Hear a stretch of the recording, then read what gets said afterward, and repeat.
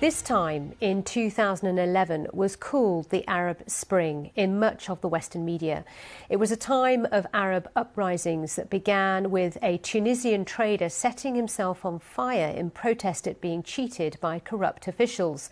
Protests then spread across the Middle East and hopes built of revolutions in the making.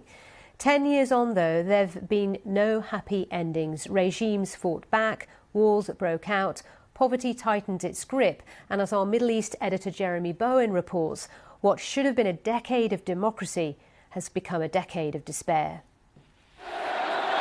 10 years ago this week, hundreds of thousands of Tunisians were demanding change.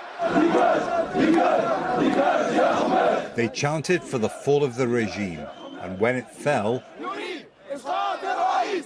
revolution moved on to Egypt, Libya, and beyond.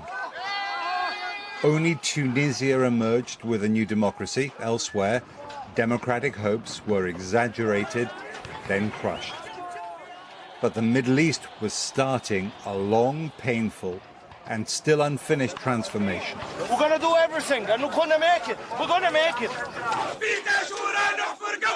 For a giddy few months in 2011, it looked easy.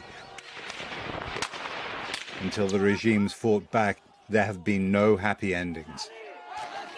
The power of the people ousted Tunisia's mafia-style president, Zine El Abidine Ben Ali, and cast a spell across the Middle East. It all started after Mohamed Bouazizi, a 26-year-old market trader, set himself on fire in rage and protest when corrupt officials took his cart and weighing scales. Just before Ben Ali fled, he went to Bouazizi's bedside. Many Tunisians thought it was a last attempt by the perpetrator to exploit his dying victim. Sidi Bouzid, Bouazizi's hometown, is small, remote and impoverished, with a tradition of resistance to bad rulers.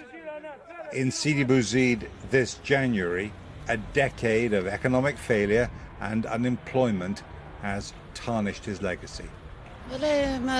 Nothing has changed. On the contrary, we were better off back then and we were okay. He set himself on fire and people got to fight each other. Marwan Afi set himself on fire in 2012 and carries the scars, one of a succession of young Tunisian men who, in anger and frustration, emulated Bouazizi. He does not regret it.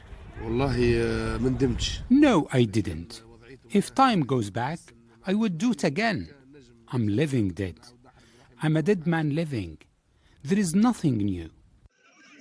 Munira Bouazizi, an activist, no relation, is as frustrated as anyone as she watches poverty grind away hope.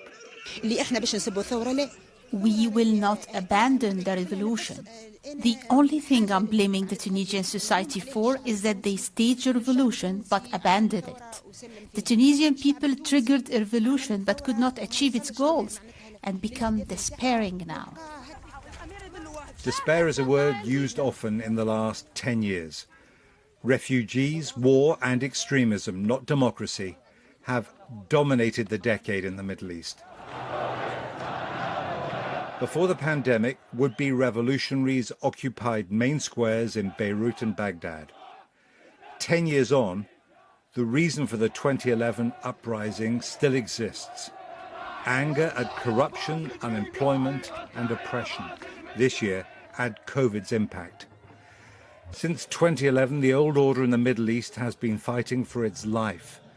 But history shows government without consent does not last forever. Jeremy Bowen, BBC News.